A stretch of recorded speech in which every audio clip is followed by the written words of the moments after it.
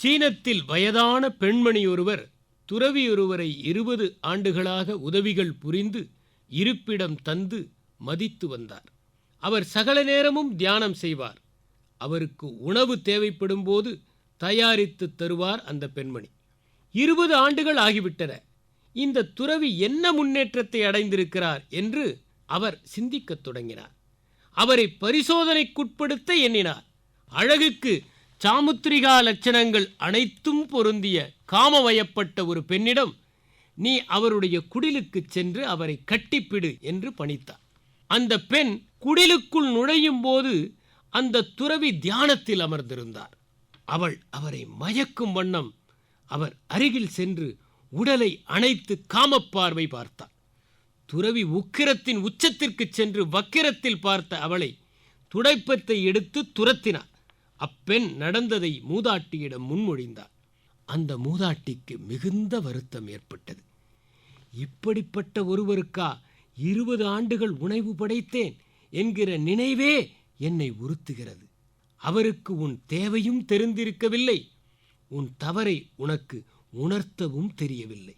இத்தனை நாட்கள் தவமிருந்தும் அவர் கருணையை கற்றுக்கொள்ளவில்லையே என்று ஆதங்கப்பட்டார்.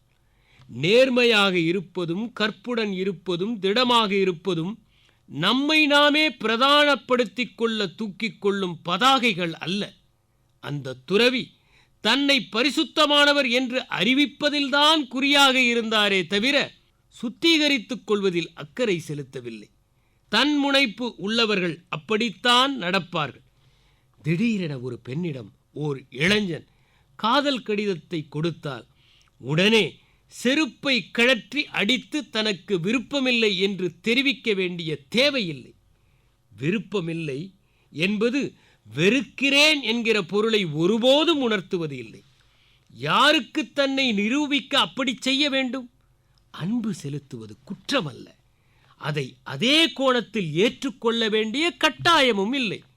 அதை மிகுந்த நாகரிகத்துடன் மறுத்து புரிய வைப்பதே முதிர்ச்சியின் முத்திரை. அதற்கு பிறகும் எரிச்சலூட்டும் சம்பவங்கள் தொடர்ந்தால் எச்சரிப்பதும் கண்டிப்பதும் தகுந்த இடத்தில் முறையிடுவதும் பொருந்தும். அதற்கு பிறகும் கண்ணியமின்றி நடந்தால் பெண் பகடி என்று காவல்துறையிடம் புகார் செய்யலாம். கண்டிப்பால் விளைகிற நேர்மை மேகத்தைப் போல தற்காலிகமானது. கனிவினால் அது விளைந்தால் நிலைத்து நிற்கும் தன்மையுடன் நீடிக்கும். அது ஏற்படுத்தும் தாக்கம் வாளோடு வருகிறவனையும் ஆயுதத்தை கீழே போட வைக்கும். காதலையும் அன்பாக மாற்றும், காமத்தையும் கனிவாக உருமாற்றும். அப்படிப்பட்ட நேர்மை தவறு இழைப்பவர்களை கூச்சப்பட வைத்து அவர்கள் தங்கள் உடல் மீது உண்டாக்கியிருக்கும் முட்களை உதிரச் செய்துவிடும். எல்லோருமே அயோக்கியர்கள் என்ற சூத்திரத்தோடு வாழ்வை தொடர்பவர்கள் நான் மற்றவர்களிலும் புனிதமானவன் என்று சொல்வதையே பெருமையாக எண்ணி அதை நிரூபிக்க முனைவதிலேயே அத்தனை ஆற்றலையும் வீணாக்கி விடுவார்கள்.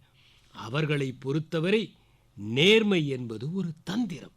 நம் நேர்மை நமக்காக பல்துலக்குவது போன்ற அடிப்படை அவசியம். அதை உணர்பவர்கள் தங்கள் வாழ்வால் தாக்கத்தை ஏற்படுத்தி மற்றவர்கள் மனத்திலும் நோக்கத்தை ஏற்படுத்துவார்கள்.